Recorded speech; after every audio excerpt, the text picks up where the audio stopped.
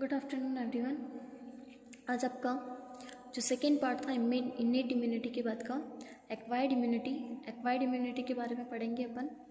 Acquired immunity होती क्या है?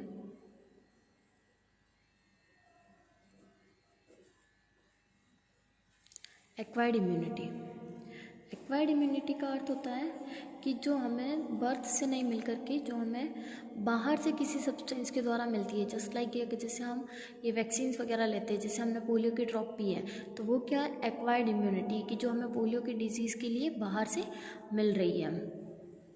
तो ये एक्वायर्ड इम्यूनिटी जो होती है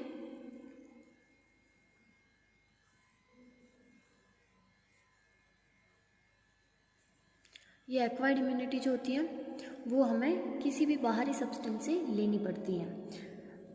अब ये एक्वायर्ड इम्यूनिटी जो होती है ये दो टाइप की होती है। एक होती है एक्टिव एक्वायर्ड इम्यूनिटी, दूसरी होती है पैसिव इम्यूनिटी। कौन सी होती है? एक्टिव, और दूसरी होती है पैसिव। एक्टिव जो होती है, एक्टिव एक्वायर्ड इम्यूनिटी के अंदर क्या होता है कि हमारा जो इम्यून सिस्टम जो होता है, क्या होता है? हमारा जो इम्यून सिस्टम होता है, हमारा इम्यून सिस्टम पूरी तरह से कंप्लीटली एक्टिव रहता है। क्या रहता है? कंप्लीटली एक्टिव रहता है। और इस कंप्लीटली एक्टिव रहने की वजह से क्या होता है? हमारे बॉडी के अंदर एंटीबॉडीज़ का फॉर्मेशन होता है। किसका फॉर्मेशन होता है? एंटीबॉडीज़ का फॉर्मेशन होता है। और ये एंटीबॉडीज़ क्या करती है? जो आउटर पैथोजेंस या आउटर एंटीजेंस जो होते हैं उनसे हमें प्रोटेक्ट करने का काम करता है। तो आउटर एंटीजेंस होंगे, उनसे क्या करेगा? प्रोटेक्शन प्रोवाइड करेगा। क्या करेगा? प्रोटेक्शन प्रोवाइड करेगा।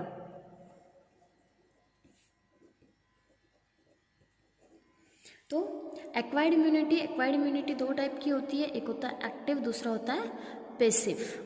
एक्टिव इम्यूनिटी के अंदर क्या होता है कि हमारा इम्यून सिस्टम जो होता है वो कम्प्लीटली एक्टिव होता है, और कम्प्लीटली एक्टिव होने की वजह से ही हमारी बॉडी की जो सेल्स होती है वो क्या करती है? ये स्पेसिफिक एंटीबॉडीज़ का निर्माण करती हैं। ये स्पेसिफिक एंटीबॉडीज़ जो होती हैं, ये जो भी बाहर से आने वाले जो आउटर एंटीजेंस होते हैं उनसे हमारी बॉडी को प्रोटेक्शन प्रोवाइड करने का काम करता है। अब ये एक्टिव इम्यूनिटी जो होती है, ये एक्टिव इम्यूनिटी वापस से दो तरह की होती है। एक होता है नेचुरल एक्टिव इम्यूनिटी, और दूसरा होता है आर्टिफिशियल। फर्स्ट होता है नेचुरल एक्टिव इम्यूनिटी और आर्टिफिशियल एक्टिव इम्यूनिटी। अब जो नेचुरल एक्टिव इम्यूनिटी होती है, जस्ट लाइक कि हमारी बॉडी के अंदर अगर हम एग्जांपल देखते हैं तो स्मॉल पॉक्स सब जानते हैं, चेचक रोग जो होता है। तो चेचक के अंदर क्या होता है कि हमारी बॉडी के अंदर जब अगर वो एक बार प्राकृतिक रूप से हमारे शरीर के अंदर कोई भी एंटीबॉडीज़ अगर किसी पर्टिकुलर डिजीज़ के पैथोजन के लिए, बैक्टीरिया के लिए, एंटीजन के लिए अगर बन रही है, तो वो क्या होगी?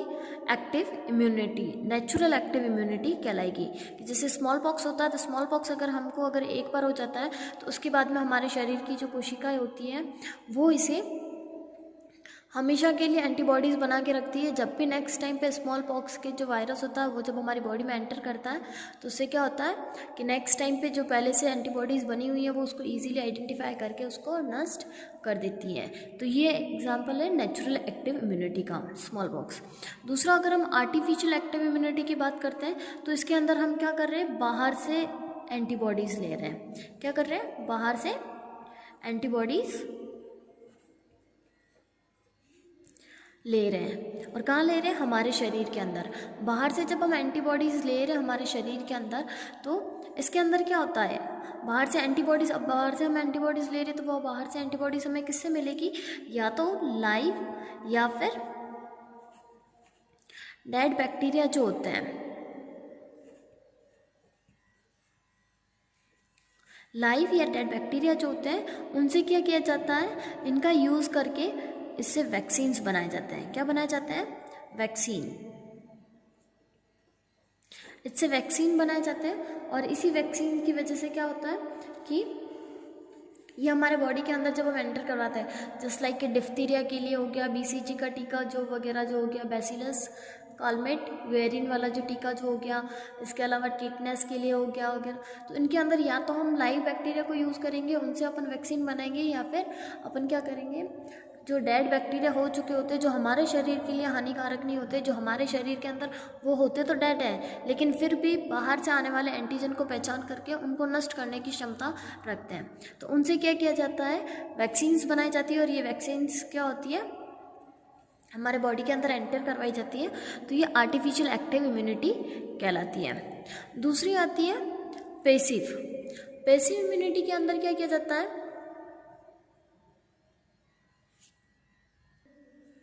Passive immunity. दूसरी आती है पैसिव इम्यूनिटी। पैसिव इम्यूनिटी के अंदर हम क्या करते हैं, लाइव और ये जो डेड बैक्टीरिया का यूज़ करके जो वैक्सीन्स बनाई जाती है इसको यूज़ नहीं किया जाता है। इसके अंदर क्या किया जाता है कि कोई भी, जस्ट लाइक कि अगर हमारे अंदर ह्यूमन है, अगर ह्यूमन को कोई भी बीमारी हो गई है, क्या हो गई, कोई भी डिजीज़ हो गई है, कोई भी बीमारी हो गई है, तो इस डिजीज़ के जो एंटीजन होंगे, इन एंटीजन्स को क्या किया जाएगा, किसी और के अंदर एंटर करवाए जाएंगे। क्या करवाया जाएगा, किसी और में प्रवेश करवाए जाएंगे,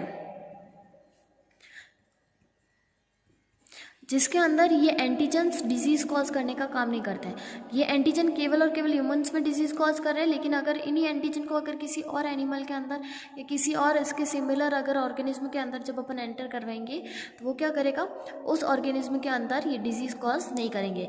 जैसे अपने एंटीजन्स को हॉर्स के अंदर ट्रांसफ़र करवाया, अब ये हॉर्स के अंदर ये एंटीजन जब अगर जाते हैं तो हॉर्स की जो बॉडी होगी, ये बॉडी क्या करेगी, इन एंटीजन के लिए, एंटीजन के खिलाफ क्या करेगी, एंटीबॉडी फॉर्म करेगी। क्या करेगी, एंटीबॉडी फॉर्म करेगी, एंटीबॉडी फॉर्म करेगी। और ये एंटीबॉडी क्या करेगी, इन एंटीजन्स को किल करने का काम करता है। एंटीबॉडी फॉर्म करता है और ये एंटीबॉडी क्या करती है, किल करती है इन एंटीजन्स को। उसके बाद में ये जब इसके बॉडी के अंदर, हॉर्स की बॉडी के अंदर जब ये एंटीबॉडी बन गई है तो इन एंटीबॉडी को क्या किया जाता है, एज अ वैक्सीन वापस इनको ब्लड के थ्रू या सीरम के थ्रू लिया जाता है, और उसके बाद में ह्यूमन बींग्स के लिए एज अ वैक्सीन की तरह यूज़ में किया जाता है। Use as a vaccine for humans.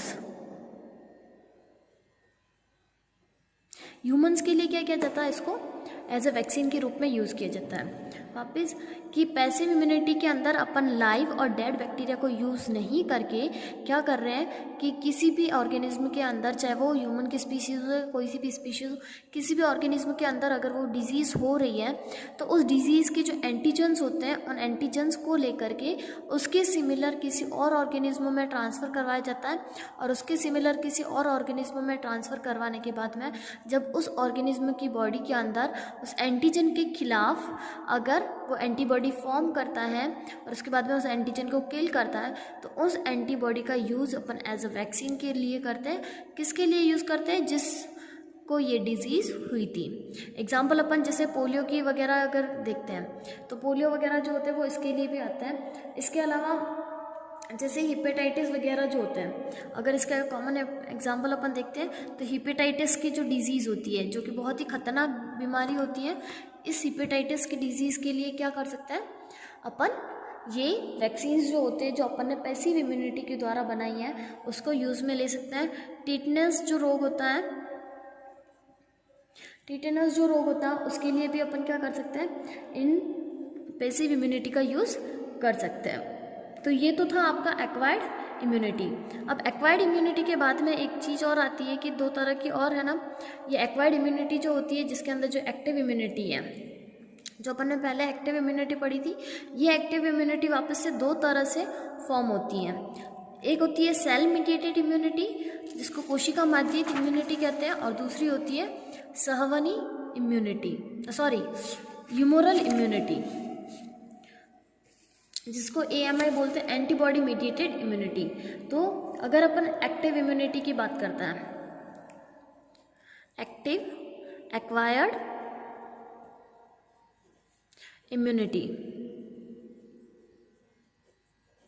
इसकी अगर बात करते हैं तो ये भी वापस से कितना टाइप की होती है, दो टाइप की। अपन एक्टिव और पैसिव तो देख लिया, इसके अलावा इसके अंदर एक्टिव के अंदर ये दो टाइप की होती है, जिसमें आती है, एक आती है CMI। कौन सी आती है, CMI।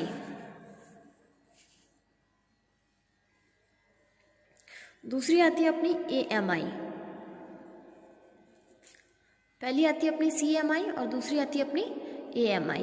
CMI जो होती है, CMI की फुल फॉर्म होती है सेल मीडिएटेड इम्यूनिटी, और AMI जो होती है, AMI की फुल फॉर्म होती है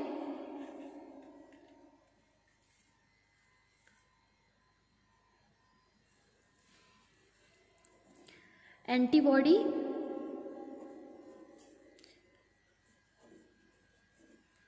मीडिएटेड इम्यूनिटी।